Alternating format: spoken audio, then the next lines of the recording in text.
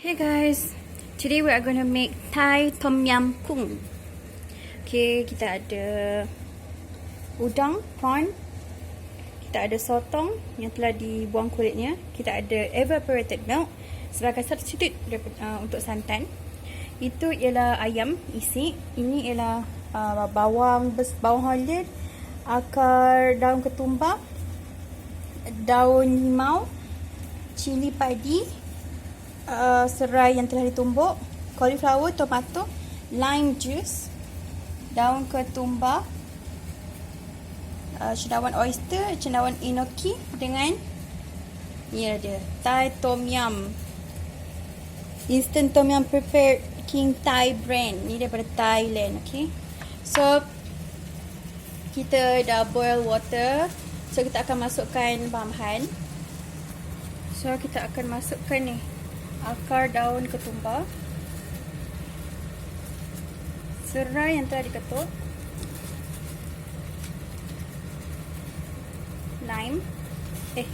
daun limau,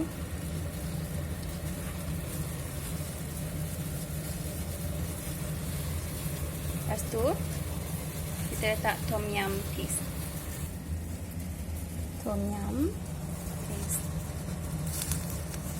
Masukkan dua sudu kecil.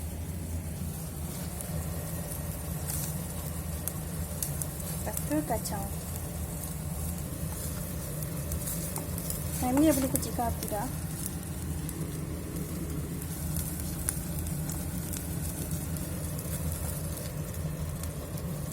Lepas tu kita masukkan ayam. Wow, hati-hati tau guys. Bau pun dah naik dah guys.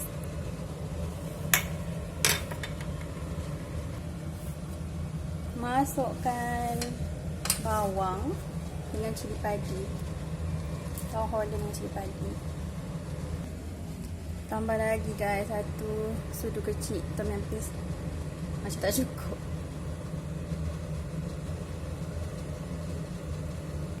Masukkan sotong. Masukkan mushroom.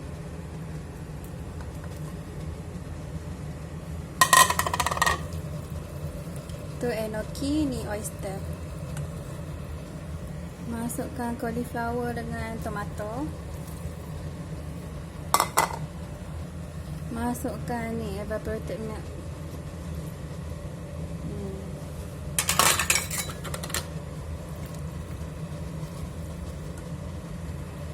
Masukkan lime juice. Kalau kena tambah lagi satu sudu kecil tomyam paste sebab tak cukup. Nak dia macam pekat-pekat. Okay, lepas tu masukkan udang noh.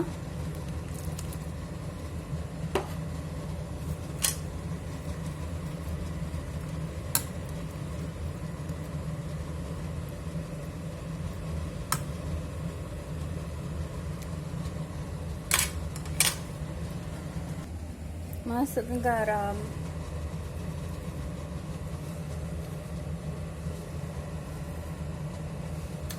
Kacau dia.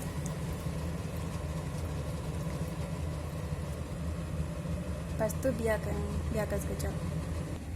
Letak brown sugar sikit. Kasih manis sikit.